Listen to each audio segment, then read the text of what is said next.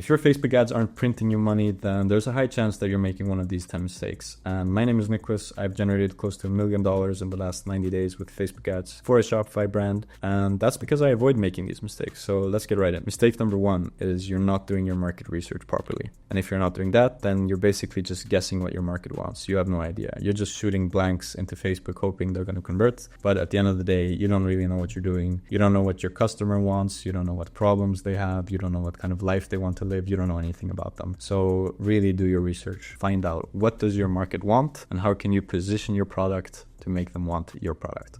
And if you don't have any insight on your audience, then that's going to result in very weak messaging, because you have to think about, if you don't spend time in the niche that you're in and the type of content people make and the type of problems they have and the desires they have, then there's no way for you to write ads that are going to connect with them, that are going to get them to convert, because they're not going to give a shit. You have to be on point with that. You have to become your target customer, and then in that way you can talk to them in a way that's going to get them to convert very easily, because you know exactly what they want. You know exactly what problems they have, what desires they have in life, etc. We're going to comment this, or we're thinking this, that you can't find any information. Maybe you've tried to do some research. Here are some good resources: Reddit, Quora. Google some questions about your product, maybe some objections. There's going to be a lot of information there. Amazon, Facebook and Instagram comments on your own ads, Facebook and Instagram comments on your competitors' ads, post-purchase surveys. These ones are insane. I've had one live for I think maybe 2 years now with one of my bigger clients, and I ask very specific questions there. I'm like, so what pushed you over the edge to finally convert with us? Or what was your last objection before converting?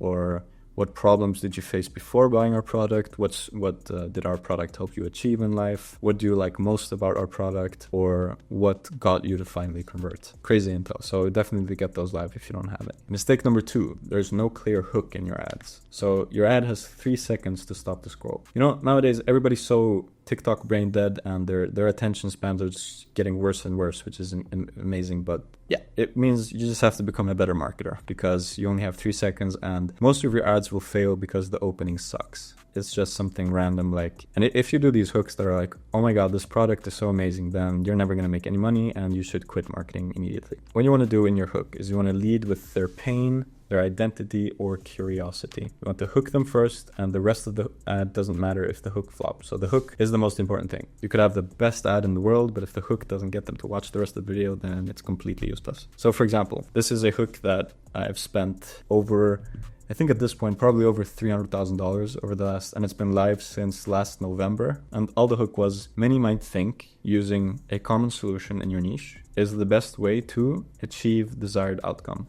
However, so what this is going to do is basically grab everybody's attention that is currently using that solution in your niche to achieve their desire. However, and they're going to say, okay, wait, is there something wrong with that? Is there something better? Is there something cheaper? And they're immediately hooked. And then after that, you don't want to fuck it up. Then you want to continue talking about why that solution is bad, why it does this and that. And then you want to slowly position your product as the better solution. And then you can sell them. Don't just say, however, my product is better. Nobody's going to care. You have to educate them on why is this common solution bad and why is your product better to achieve that desired outcome. Mistake number 3, testing too many creatives in one ad set. So if you have 20 different ads in one ad set, then Facebook is most likely just going to pick 1 or 2 and just ignore the rest and just start testing. It's not going to test all of them. And that's a bad thing, because then you're not really going to learn what's working. And I'd recommend using 3 creatives max per ad set. Try and keep it clean. When you're using 3 creatives in an ad set, in a concept, you're not going to use 3 completely different videos or images. You're going to use it the same, either 3 images or 3 videos, and you want to have one differentiating factor between them. So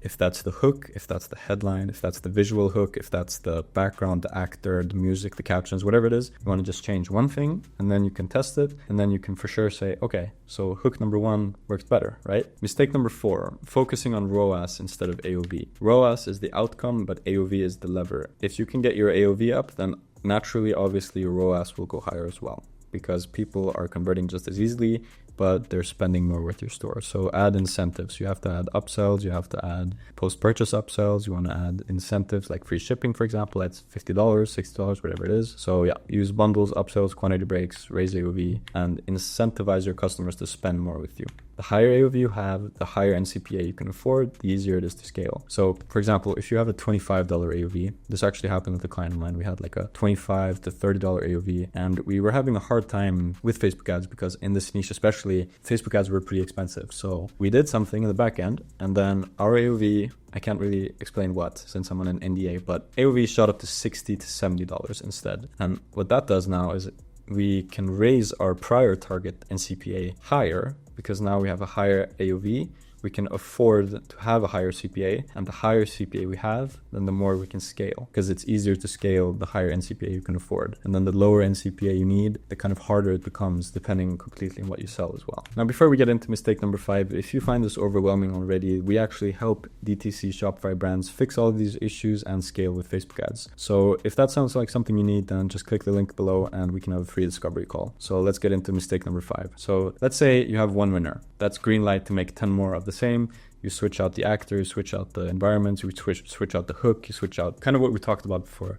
If you have a winner, you have to double down on that winning messaging and just test all different types of things around that winning concept. You don't want to sit on it, you want to milk it. Swap the visuals, the actors, the hooks, the formats. Iteration is what lets you scale, because what's the point of testing all of these ads, finding a winner, and then just testing a bunch of other random ads? You found a winning ad, so make some iterations on it and then make some more money on it. And don't only focus on winning iterations, you still have to test new concepts, targeting new angles, desires, pains, etc. And I think a good split is like maybe 70 to 80% of iterations on your winning messaging, and then 10 to 20% should still be new tests, trying to find new angles, desires, pains. Basically, try to double down on what is working, right? Mistake number 6, killing ads too fast. I see this all the time, and it took a while for me to actually get the hang of this, but don't judge the performance in the first 24 to 48 hours, especially if you're spending a lot. If you're spending, like we did with this client, $4,000 a day, if you introduce a new creative into the account, you have to kind of let it find its way into the algorithm, find its way to start getting performance. So don't worry about it first 24 to 48 hours, it's whatever.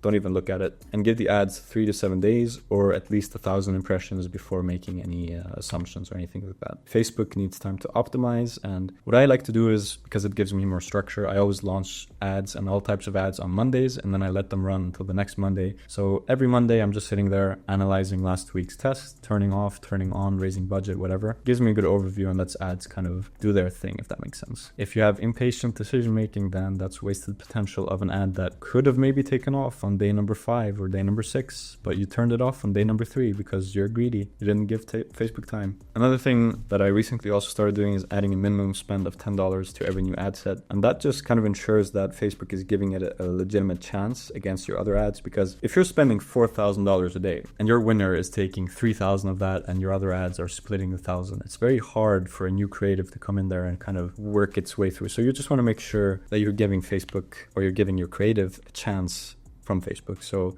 put a minimum spend of $10. So you're going to spend a total of $70 at least on that ad test if you run it for a full 7 days. Mistake number 7. Your ads look like ads. You heard me right. Ads that look like ads, they get skipped, because you have to understand ads have been around for a while, and the human brain has kind of learned subconsciously that as soon as they're, doing their doom scrolling on TikTok and Instagram, then once they see something that very feels like an ad or anything, they'll just skip it automatically. Like, they don't even care. Even if it's a life-saving drug that's going to give them $1 billion, they don't care. They're just going to, they don't even know it exists. So what you want to do is use UGC, selfie style, kind of lo-fi visuals in your niche that are very kind of tailored towards your niche. So if you're in the fashion niche, for example, check out a bunch of fashion creators, check out what they're doing, make it very organic and make it feel like the video or the ad is in that niche, and then it won't get it skipped as much. And that's what we refer to as a camouflage ad, which is one of the most powerful ads. And that hook I talked about before, that was actually a camouflage ad. It was super simple, no music, no fancy editing, no B-roll.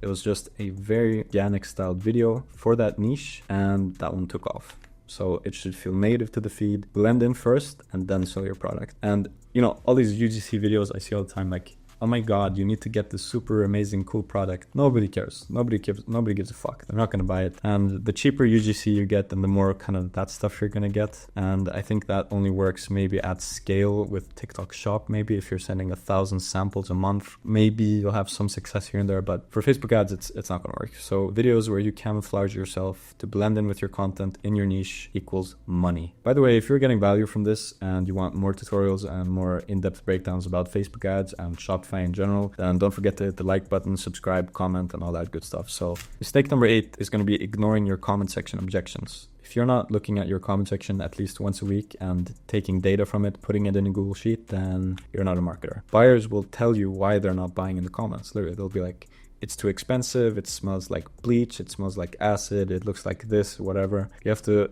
take those objections and then turn them into ads and tell them, wait, no, it doesn't. Look at this person. She says it smells really good. Here's a testimonial. Or maybe the price is this because we do this, because we use this. And then just explain to your customers why and handle their objections. You have to mind those objections, build them into your next ads. It's just free market research staring you in the face. People will give it to you for free. And don't underestimate that information. It can help you a lot. Mistake number 9 is going to be similar. It's ignoring negative comments. So toxic comments destroy engagement quality.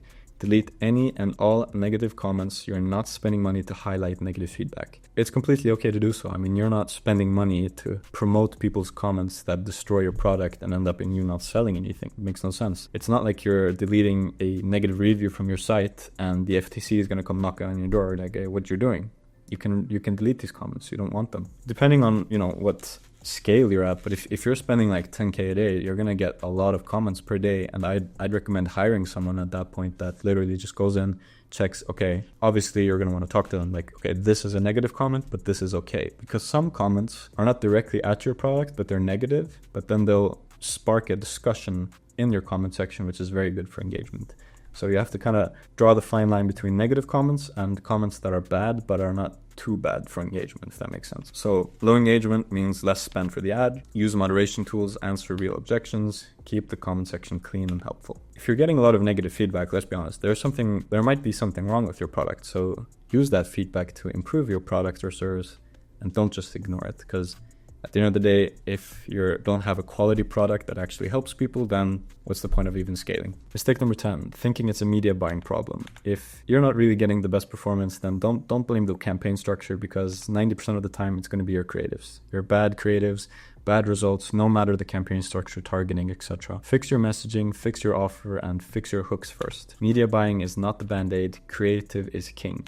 Creative is going to take care of everything. And now that you have these 10 mistakes in mind, I'd recommend checking out my video on the best campaign structure right here. But also, obviously, you have to have good creatives as well. This is just going to be 10% of it, but check out that video right there. And I hope you guys enjoyed this video. If you did, hit that like button and subscribe for new videos every week. If you want me to run your Facebook ads and help you optimize your Facebook ads, then click the link below and I'll catch you in the next video.